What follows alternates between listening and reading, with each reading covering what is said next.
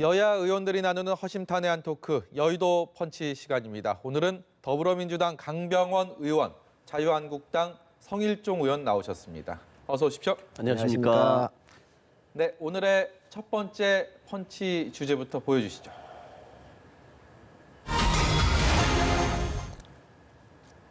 네, 철거입니다. 황교안 대표의 단식이 오늘로 딱 일주일째를 맞았는데요. 오늘 원내대책회의를 황교안 대표 천막 앞에서 자유한국당 진행을 했는데 황 대표의 의지가 굉장히 강한 것 같습니다. 일단 철거에 대한 저희가 얘기를 하기에 앞서서 황 대표의 단식에 대해서 어떻게 생각하시는지 두 분께 차례로 여쭤볼게요. 오늘은 성일종 의원께서 먼저 말씀을 해주시죠.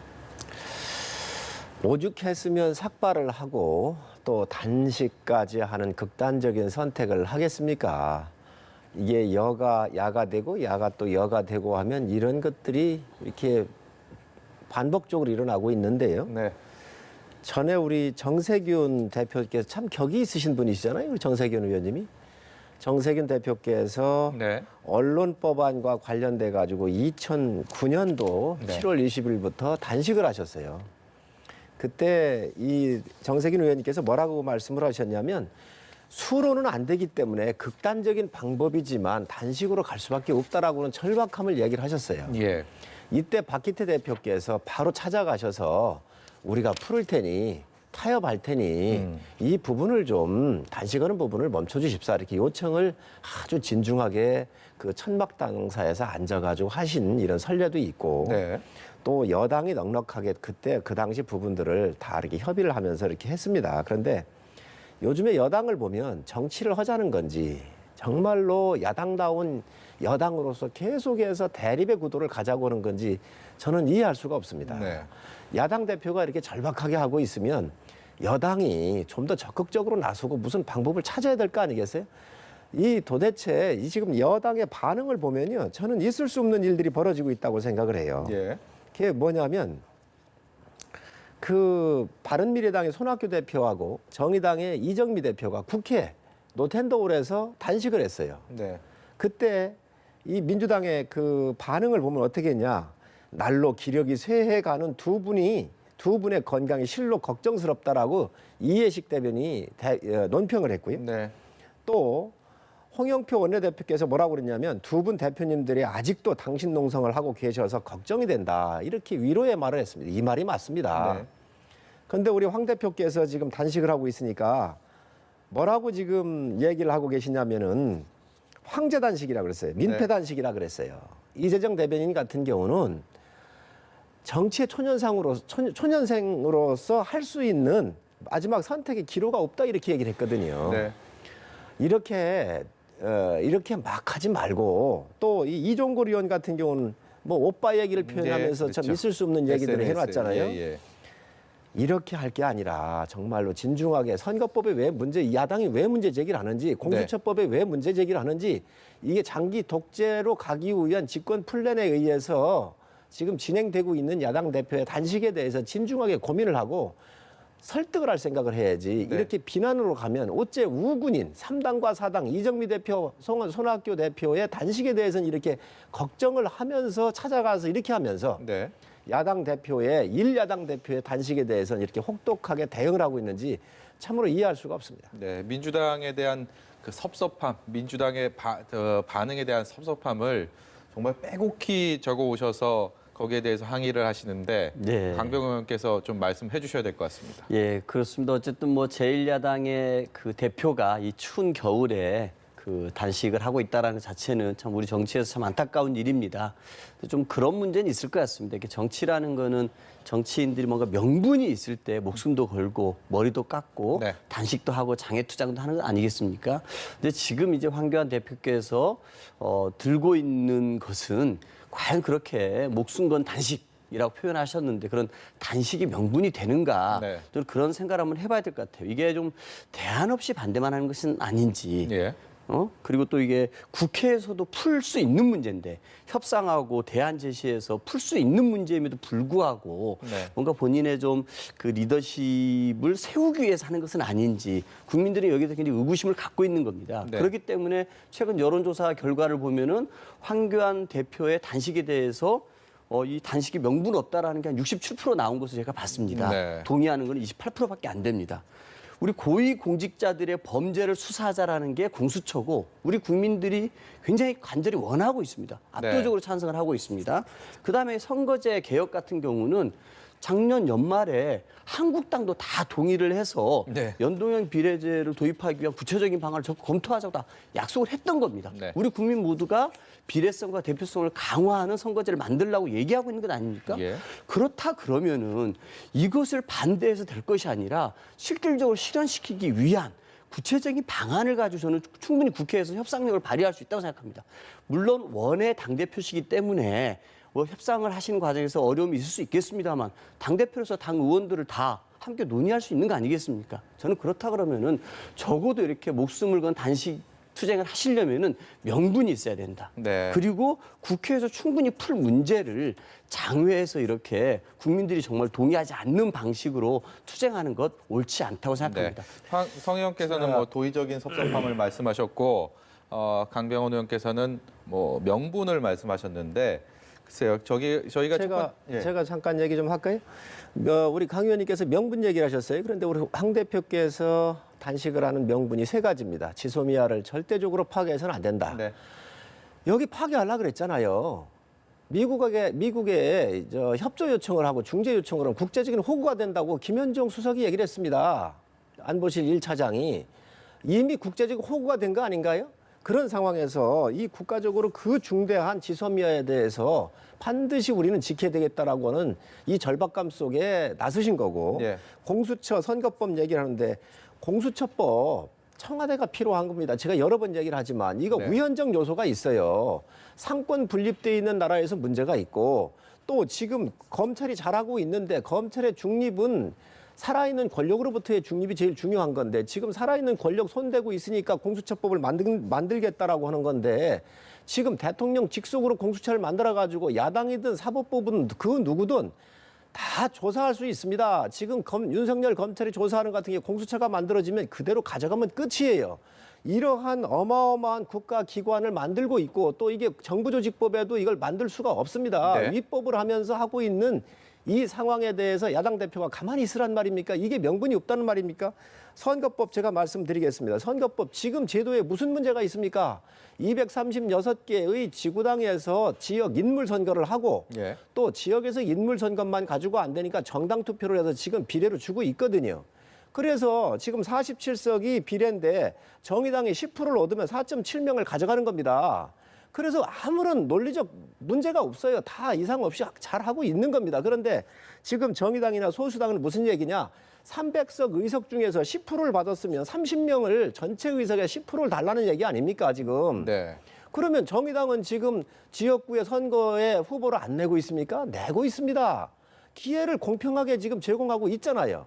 그런데 이거를 지금 국민도 모르고 본인도 모르는데 국민은 알 필요도 없다 그러면서 기기묘묘한 수학 공식을 가지고 지금 비례 숫자를 가지고 1당과 2당은 지역에서 많이 받았으니 네. 소수당들이 더 많이 가져가야 되겠다는 거 아닙니까? 임의적으로 가져가야 되겠다는 거 아니에요? 수학 공식을 만들어서 저희가 지금 그렇게 됐을 경우에 네. 지금 여당과 이 3, 4, 5당 이러한 당들이 연합을 해가지고 장기 집권으로 가려고 하는 이 계략적인 측면에 있어서 야당 대표가 저항을 하는데 이거에 대해서 명분이 없다라고 하는 것은 동의할 수가 없습니다. 저희가 선거법 개정안까지 얘기를 하면 이게 준비된 주제를 좀 벗어나는 상황이기 때문에 일단 단식에 대해서 두 분의 견해가 이렇게 엇갈리는 모습을 보셨는데 저희가 첫 번째 주제가 철거 아니었습니까? 이 철거가 황교안 대표가 지금 단식을 하고 있는 곳에 그 바람과 추위를 막기 위해서 만들어 놓은 설치한 그 천막을 가지고 지금 관광공사에서는 여기가 국유지고 문체부 소관이기 때문에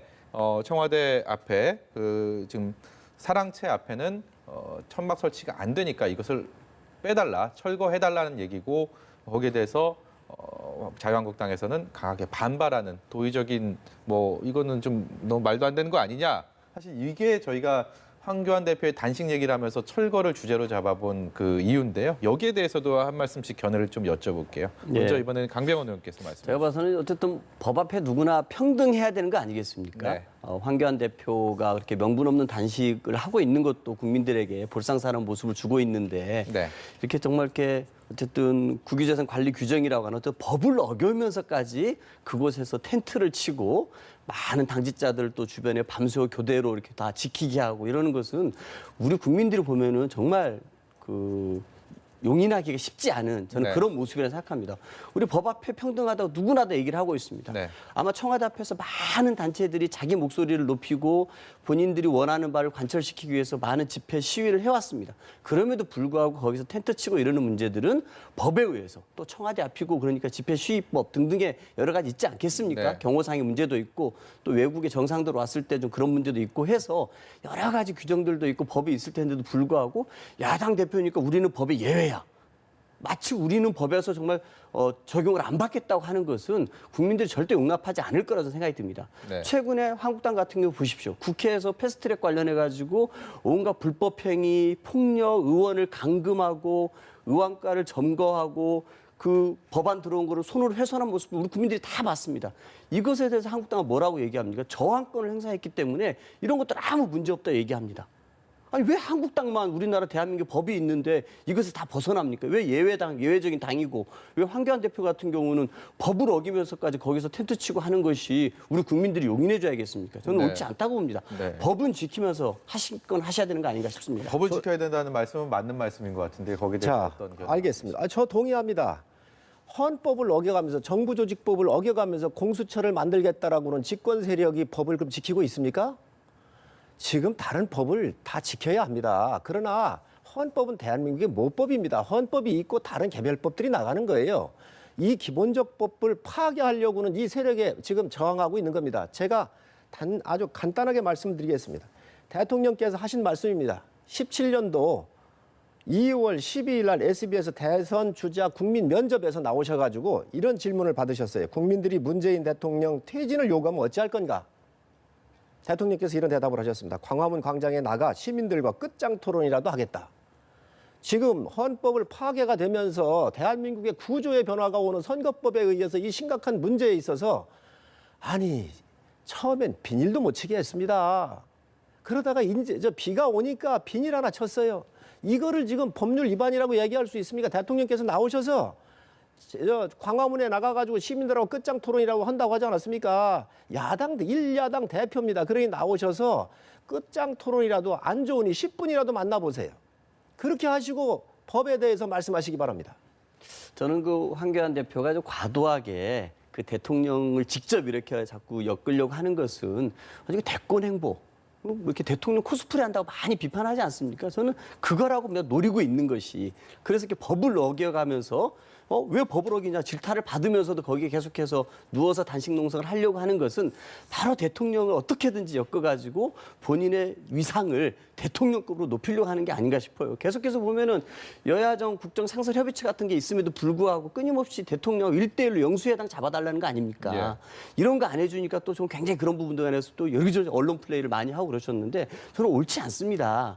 제1야당의 대표 지금 하시고자 하는 것들이 있다고 하면은 국회에서 협상력을 발휘해야 될 문제입니다. 네. 그 한국당에서도 검경 수사권 조정 법안을 내놨어요. 예. 자기네 법안이 있습니다. 그리고 선거법 관련해 가지고 비례대표를 전부 없애버리고 의원수를 270으로 줄이는 안이 있습니다. 작년 연말에 합의했던 연동형 비례대표제 도입하자고 하는 검토하자고 하는 이 합의안에서는 정반대로 가는 안입니다만 예. 국회에서 협상을 해서 정치력을 발휘해서 풀어야 될 문제지 이 국회에서 절차에 따라 진행해가지고 진행되고 있는 것을 헌법 파괴행위라고 규정하고 단정하는 것은 옳지 않다고 봅니다. 이건 분명히 헌법에 대해서 위반되는 우연의 소지가 분명히 있고요. 정부에서 한 조직을 만들려면 정부 조직법 내에서 하게 돼 있는 겁니다. 아니면 이 법을 바꾸든지 지금 이런 준비가 하나도 안 돼서 법을 위반하겠다는 말씀 분명히 말씀을 드리고 한국당이 이거를 다 합의했다 그러는데 그게 아닙니다. 이정미 대표, 손학규 대표가 단식을 하고 계시니까 대표들이 만나가지고 검토하자고 그래서 검토 이런 여러 가지 문제 선거법 공수처법 다 해가지고 검토에 대한 합의를 했던 것인데 마치 이것을 저희 당이 합의한 것처럼 얘기하시는 것은 굉장히 착각. 다음에 필요하면 제가 이 계약문 합의문을 제가 갖고 나오겠습니다. 그래서 이게 아니라는 말씀을 분명히 말씀드립니다. 네. 그리고 자꾸 야당 대표가 뭐 대통령을 상대로 한다. 그러면 야당 대표가 대통령을 상대로 이제 누굴 상대로 합니까? 당연히 야당 대표는 대통령한테 요구하고 국민의 소리를 직접 전달하는 국민의 대표입니다. 네. 이거에 대해서 지금 현재 위법 얘기를 하면서 이 철막을 철거라고 한다는 것은 저는 있을 수 없는 일이 벌어지고 있다고 생각을 합니다. 이런 천막을 철거하기 전에 자진 철거할 수 있도록 대통령께서 약속한 대로 광화문에 나와서 끝장 토론한다 그랬으니 나오셔서 10분이라도 토론하시기 바랍니다. 네, 다음 주제로 넘어가 보도록 하겠습니다. 다음 주제 보여주시죠.